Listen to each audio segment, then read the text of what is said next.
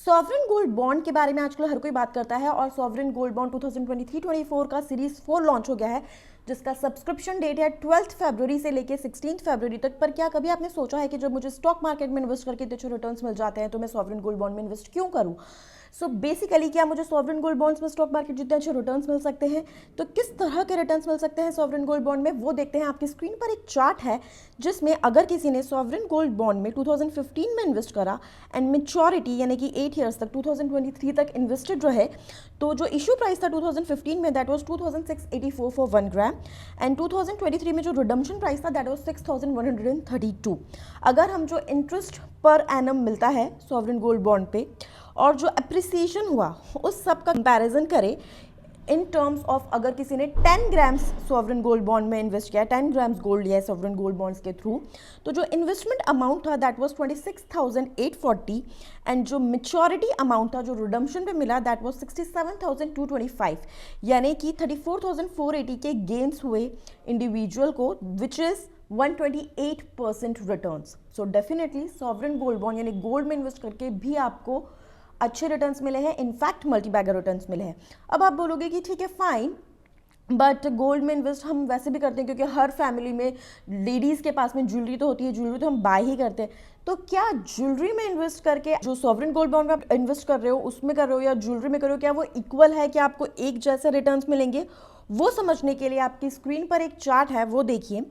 So basically अगर किसी ने सॉवरेन गोल्ड बॉन्ड में 64,000 इन्वेस्ट करे एंड गोल्ड ज्वेलरी में 64,000 इन्वेस्ट करे, तो गोल्ड ज्वेलरी में जो मल्टीपल चार्जेस होते हैं, जैसे कि आपको मेक चार्जेस लगेंगे, जीएसटी लगेगा, प्लस आप लॉकर में रखोगे, वो सारी चीज़ें हमने फैक्टर इन करी है। सॉवरेन गोल्ड बॉन्ड में जो आपको डिस्काउंट्स मिलते हैं, जो इंटरेस्ट इनकम मिलती है, वो सारी चीज़ें फैक्टर इन करी है। जब दोनों चीज़ों को फैक्टर करके हम एक कंपैरिजन ड्रॉ करते हैं तो आपकी स्क्रीन पर है कि जो एस्टिमेटेड गेन गोल्ड ज्वेलरी में 64,000 करने पर हुए वो थे 31,204, where in sovereign gold bond में वही 64,000 लगाने पर आपको जो गेन्स हुए that is 76,824, almost double. So definitely jewellery के कंपैरेटिवली सोवरेन गोल्ड बॉन्ड में इन्वेस्ट करना बेटर है। So no the important is कि इसका मतलब ये नहीं मैं आपसे कह रही कि इक्विटी में इन्वेस्ट मत कीजिए या फिर गोल्ड ज्वेलरी में इन्वेस्ट मत कीजिए। द मोस्ट इंपॉर्टेंट इज कि जब आप इन्वेस्ट कर रहे हो, मैंने आपसे हमेशा कहा है कि हर एसेट क्लास जो है वो साइकिल्स में चलती है, there are ups and there are downs. तो there are times of emergency, crisis, wars. उस टाइम पे जब स्टॉक मार्केट क्रैश करता है, रियल एस्टेट क्रैश करता है, उस टाइम पे गोल्ड अपनी पीक पर होते हैं। इसीलिए हर पोर्टफोलियो में डाइवर्सिफिकेशन इंपॉर्टेंट है, इसीलिए आप इक्विटी में भी इन्वेस्ट कीजिए बट आप गोल्ड में भी इन्वेस्ट कीजिए, एंड गोल्ड को सेफ हेवन इन्वेस्टमेंट इसीलिए कहा जाता है। नाउ द सेकंड थिंग कि गोल्ड ज्वेलरी तो आपके पास है ही, तो मैंने आपको बताया कि किस तरीके से जो रिटर्न्स है वो डिफर कर रहे हैं। तो आप गोल्ड ज्वेलरी में इन्वेस्ट कीजिए, गोल्ड ज्वेलरी आप लीजिए, but that is for your uses, right. जब आप अपने पोर्टफोलियो की हम बात कर रहे हैं, डाइवर्सिफिकेशन ऑफ एसेट क्लासेस की हम बात कर रहे हैं, तब हमें जो गोल्ड में इन्वेस्टमेंट करना है वो एसजीबी है, that is not gold jewellery. Now the important point is कि आप जो डाइवर्सिफिकेशन की हम बात करते हैं, आप बोलोगे कि क्यों ज़रूरी है गोल्ड में डाइवर्सिफिकेशन करना और क्या गारंटी है कि हमें पॉजिटिव रिटर्न्स ही मिलेंगे। सो बेसिकली सी, जो इन्वेस्टमेंट है मैंने हमेशा कहा है बहुत ही कस्टमाइज, बहुत ही पर्सनलाइज सब्जेक्ट है और हर इंसान की एज पे, रिस्क एपेटाइट पे और बहुत सारे डिफरेंट फैक्टर्स पे डिपेंड करता है। बट आप किसी भी एज ब्रैकेट में हो, गोल्ड में एटलीस्ट 5% से 15% तक एक्सपोजर बहुत इंपॉर्टेंट है। वो 5 से 15% का जो गोल्ड में एक्सपोजर है वो mutual fund, sovereign gold bond, physical gold, gold jewellery किसी भी फॉर्म में हो सकता है। बट एज पर मी, अगर if you would ask me, so सबसे बेस्ट रिटर्न्स आपको उस गोल्ड एक्सपोजर को अगर आप एसजीबी में रखोगे तो मिलते हैं। नाउ आपको एक मैं चार्ट दिखाती हूँ जिससे आपको ये पता पड़ेगा कि अगर जब हम लॉन्ग टर्म पोर्टफोलियो क्रिएशन की और डाइवर्सिफिकेशन में एक्सपोजर एसजीबी की जब हम बात कर रहे हैं तो गोल्ड रेट फ्लक्चुएशन कैसे मैटर नहीं करता या कैसे इट्स सर्टन कि आपको अच्छे रिटर्न्स ही मिलेंगे। तो 1950 से 2024 तक के जो गोल्ड रेट्स रहे हैं वो आपकी स्क्रीन पर है और over a long period of time जिसने भी गोल्ड में इन्वेस्ट किया है डेफिनेटली उसे बहुत अच्छे रिटर्न्स मिले हैं। सो अगर आप अभी for long term like 5 years 10 years down the line के लिए इन्वेस्ट करो, डेफिनेटली आपको अच्छे रिटर्न मिलेंगे और उससे ज़्यादा तो और भी अच्छे रिटर्न्स मिलेंगे। बट हाँ, यहाँ पे हम 1 साल 2 साल 3 साल की बात नहीं कर रहे। अभी इकोनॉमी इस तरीके की है कि अभी आप शॉर्ट टर्म के लिए भी करोगे तो रिटर्न्स मिल जाएंगे, but when we talk about portfolio allocation, diversification, we talk about long term, right. Now let's get started with the video. इस वीडियो में आपको जो सबसे इंपॉर्टेंट चीज़ें सोवरेन गोल्ड बॉन्ड के बारे में पता होनी चाहिए वो कवर किया है। First part would be fundamentals, जो फंडामेंटल्स आपको पता होने चाहिए। Second part would be transaction, यानी कि ट्रांजैक्शन रिलेटेड जो नॉलेज आपको होनी चाहिए, basic knowledge. And the third would be taxation, which obviously you should be aware of. So we would start the video, but उसके पहले अगर आपने चैनल अभी तक सब्सक्राइब नहीं किया है तो आई वुड रिक्वेस्ट कि आप अगर पहली बार वीडियो देख रहे हैं, आप वीडियोस देखते हैं बट किसी कारण से सब्सक्राइब नहीं किया है, तो नीचे subscribe and bell button press करके इसको सब्सक्राइब कर लीजिए। And if you need our help in your wealth creation journey, for your portfolio creation or for any kind of advice, you can contact us on 9821611667। इस पे आप हमें call कर सकते हो, व्हाट्सएप कर सकते हो, या फिर आप हमें मेल कर सकते हो investopedia.india0@gmail.com पे। Now let's get started. So the first part of our video would be the fundamentals. तो सॉवरेन गोल्ड बॉन्ड इशू कौन करता है? आरबीआई करती है ऑन बिहाफ ऑफ गवर्नमेंट। इसमें इन्वेस्ट कौन कर सकता है? तो इंडिविजुअल, यानी कि एक इंडिविजुअल भी कर सकता है, and HUF, Hindu undivided family में जो करता होता है वो भी कर सकता है। तो आपको मैं बता दूं, हिंदू अनडिवाइडेड फैमिली में जो करता होता है उसे एक पैन कार्ड इशू होता है, जैसे एक इंडिविजुअल का पैन कार्ड होता है। सो एक इंडिविजुअल के पास उसका खुद का पैन कार्ड भी होता है और एक एचयूएफ वाला पैन कार्ड भी होता है। दोनों पैन कार्ड अलग अलग रहते हैं, तो वो एक अपने इंडिविजुअल के थ्रू भी कर सकते हैं और एचयूएफ के थ्रू भी कर सकते हैं। अगर हम बात करें, ट्रस्ट भी इन्वेस्ट कर सकती है, चैरिटेबल ऑर्गेनाइजेशंस इन्वेस्ट कर सकती है, बट प्राइवेट लिमिटेड फर्म्स और एलएलपी नहीं इन्वेस्ट कर सकते, एनआरआईज नहीं कर सकते, पीआईओज नहीं कर सकते। तो बेसिकली जो रेजिडेंट इंडियन इंडिविजुअल्स नहीं है वो इन्वेस्ट नहीं कर सकते। जो इंडिविजुअल्स इन्वेस्ट जब हम कर रहे हैं तो मिनिमम 1 ग्राम सोवरेन गोल्ड बॉन्ड में हम इन्वेस्ट कर सकते हैं और मैक्सिमम 4 kg।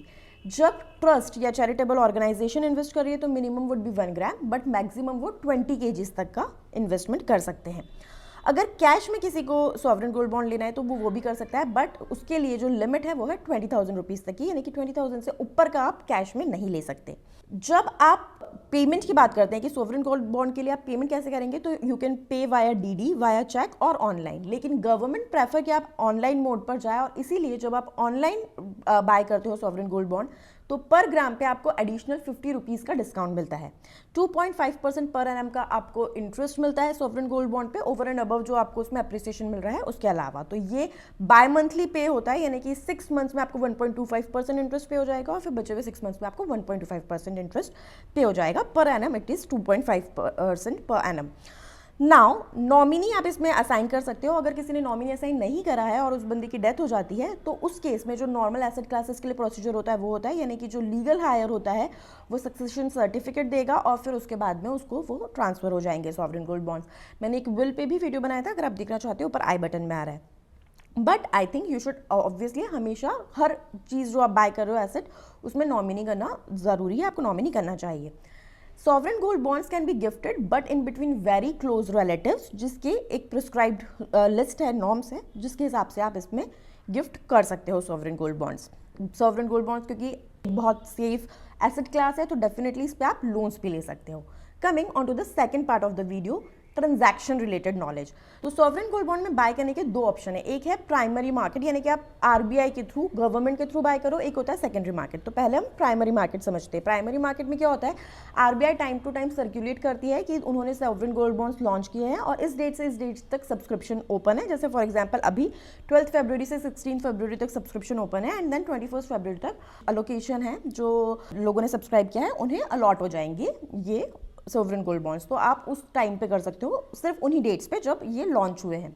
उसके लिए आपको जो गवर्नमेंट ने ही ऑथराइज्ड बैंक्स हैं उन बैंक्स के थ्रू या पोस्ट ऑफिस के थ्रू आप ले सकते हो। ये जो आप गवर्नमेंट के थ्रू ले रहे हो, इनको अगर आप गवर्नमेंट को ही बेचना है तो इन बॉन्ड का जो लॉक इन पीरियड होता है वो होता है 8 ईयर्स का। लेकिन आप 5th year, 6th year, 7th year के बाद भी ये रिडीम कर सकते हो। 8 ईयर से ज़्यादा अगर आप होल्ड करना चाहते हो तो ये 3 ईयर्स और एक्सटेंड हो सकता है सोवरेन गोल्ड बॉन्ड्स का टेन्योर। जो रिडम्पशन रेट होता है जब आप गवर्नमेंट को ही सेल कर रहे हो, तो जो रिडम्पशन रेट होता है वो क्या होता है, जिस दिन रिडीम करा है उसके पहले वाले जो 3 कंसेक्यूटिव डेज है उस टाइम पे गोल्ड का जो क्लोजिंग प्राइस था उसका 3 दिन का एवरेज लिया जाता है। और ये गोल्ड प्राइस कौन सा कंसिडर किया जाता है, जो IBGA ने अनाउंस किया है फॉर ऑल द 3 डेज। तो IBGA के हिसाब से जो 3 डेज का क्लोजिंग प्राइस होता है रिडम्पशन के पहले वाले 3 कंसेक्यूटिव डेज का, उसका एवरेज लिया जाता है, that is redemption rate. This is how it works जब आप गवर्नमेंट को ही सेल कर रहे हो। Now the second option is जब आप सेकेंडरी मार्केट से ले रहे हो। व्हाट इज सेकेंडरी मार्केट, जब आप स्टॉक एक्सचेंज से ले रहे हो, जैसे कि स्टॉक्स लिए जाते हैं, तो उसमें ऑब्वियसली कोई पर्टिकुलर डेट नहीं है, कोई पर्टिकुलर रेट नहीं है, जो स्टॉक मार्केट में अवेलेबिलिटी है उसके हिसाब से आपको लेना है। It all depends on demand and supply, buyer and seller.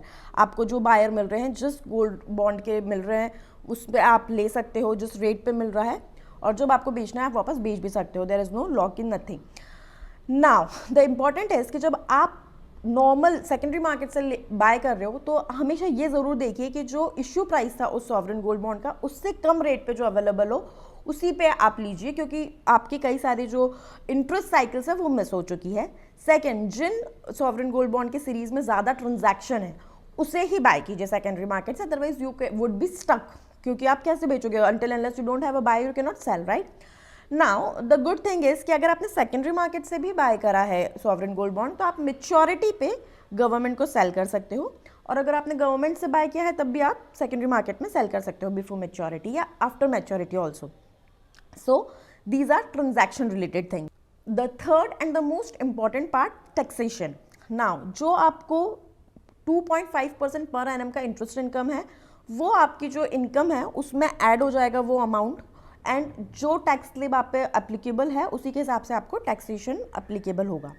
जब आप गवर्नमेंट को ये सॉवरेन गोल्ड बॉन्ड सेल कर रहे हो, रिडीम कर रहे हो गवर्नमेंट को सेल करके, चाहे 8 ईयर्स मेच्योरिटी के बाद भी या 5th 6th 7th ईयर में भी, तब आपको कैपिटल गेन टैक्स नहीं लगेगा जब आप गवर्नमेंट को यानी आरबीआई को सेल कर रहे हो। लेकिन जब अगर आप सेकेंडरी मार्केट में सेल कर रहे हो इवन आफ्टर मेच्योरिटी 8 ईयर्स के बाद भी आपको कैपिटल गेन टैक्स लगेगा।